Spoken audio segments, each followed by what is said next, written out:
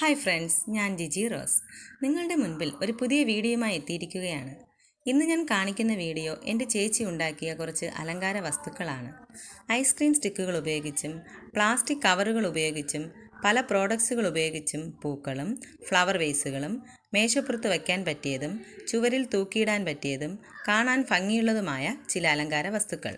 എല്ലാവരും കാണുക, ഷെയർ ചെയ്യുക, ലൈക്ക് ചെയ്യുക, സബ്സ്ക്രൈബ് ചെയ്യുക, ബെൽ ബട്ടൺ ക്ലിക്ക് ചെയ്യുക.